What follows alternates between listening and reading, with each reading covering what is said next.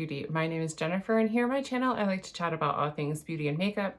Today I have my January palette roundup. So last year I ranked all of the palettes that I used each month, and this year I'm just going to talk about the palettes that I used each month.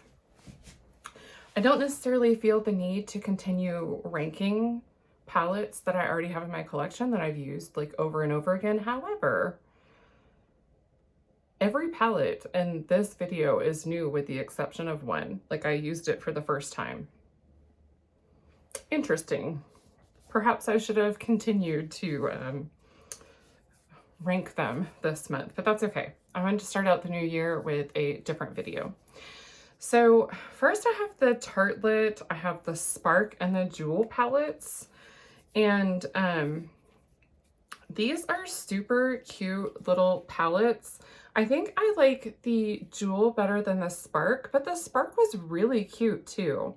I liked both looks that I did with these. I wouldn't say that the shimmers are like my favorite type, but they are really beautiful. I mean, they are definitely more on the foil shimmery side. So I do like that. If you know me, you know that I don't particularly love like bronzy colors. So why I got a palette with a bronze shimmer in it, I'll never know. But I mean, probably the packaging is what pulled me into it the most, but do like both of these a lot. I do think that the shimmer formula is better than what Tarte has been up to in previous years. So I think they are hearing that they need to kind of up their game a little bit and getting a little bit better about that. I am going to be doing a full face of Tarte this month. I haven't decided which palette I want to use yet, but it might end up being one of those. Keeping in theme with Tarte, I have the Love Your Mark volume, oh my gosh, I have the Leave Your Mark volume 2.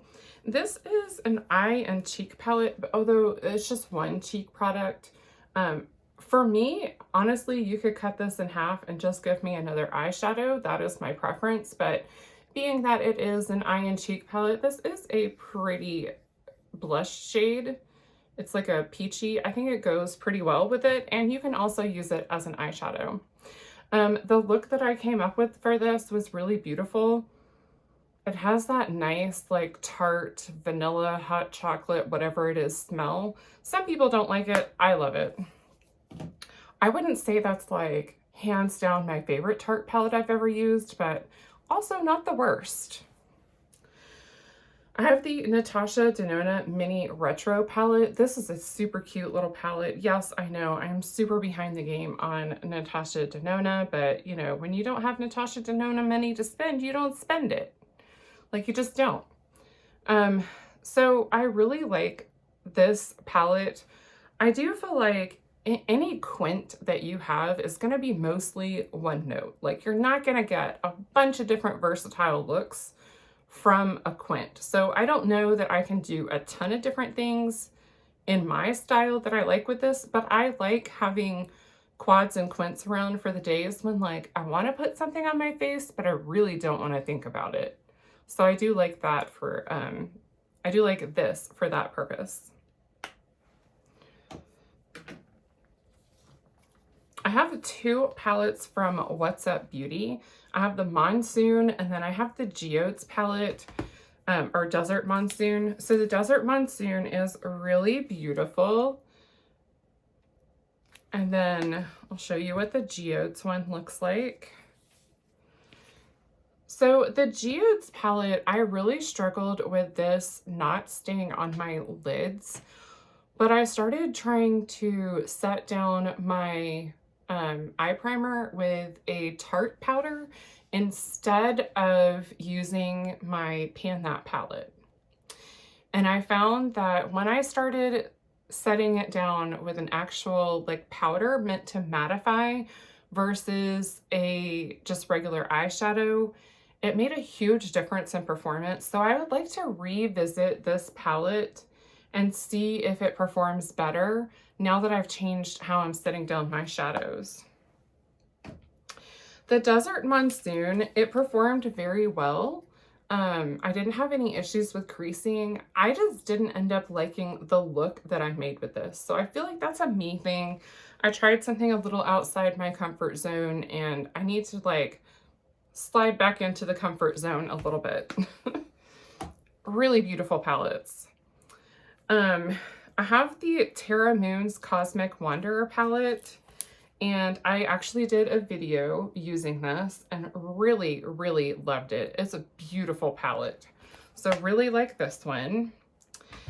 And then I used the Lethal Cosmetics Velvet Dusk palette, and I really liked the look that I made with this. It's a very grungy palette, but it just has some really beautiful, like that purple, that teal, dark teal, whatever. These browns, I actually made a look with these primarily, and then I used this shade to deepen up the outer corner, and it was really beautiful. Boring, neutral, but beautiful. And then finally, I have 3 Natasha Denona palettes. So I have the retro palette, and this one I thought was really beautiful. It is definitely like all the Valentine's vibes that I've been kind of wanting to reach for. I'll be honest, between the retro and the My Dream palette, I honestly kind of like the retro better. They're not dupes, but they have pretty similar vibes. The My Dream palette is a beautiful palette, but between the two, I kind of am more drawn to the more burgundy heavy color story here, more mauve, burgundy, pink.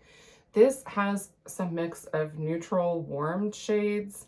And then that duochrome is very pretty, but by no means is like the best duochrome in my collection. So it's green to pink, very pretty.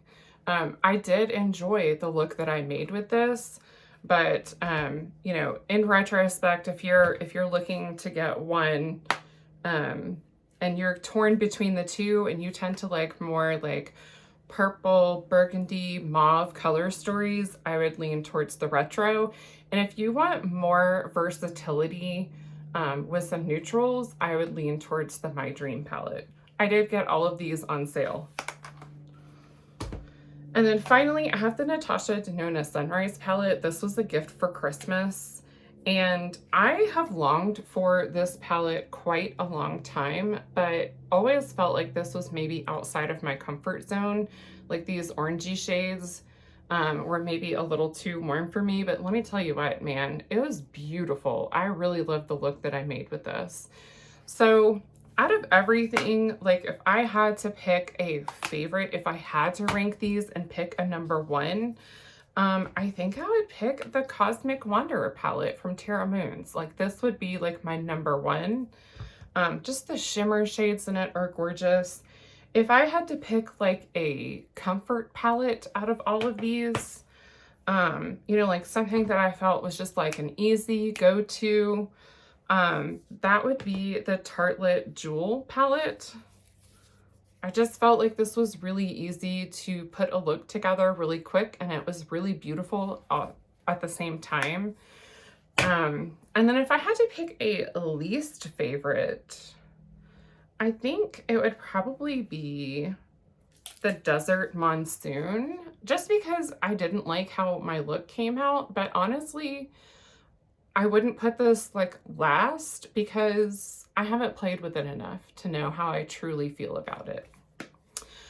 So that's it for my January palette roundup. Also, I didn't mention it before, but I did film this look. It will be coming up in a full face of drugstore if I haven't already posted it.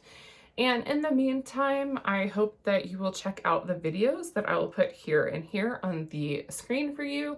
And if you like this video, I hope you give it a big thumbs up. And if you would like to see more makeup and beauty content from me, hit that subscribe button and I'll have more coming at you. I hope wherever you are, you have a wonderful day. Bye.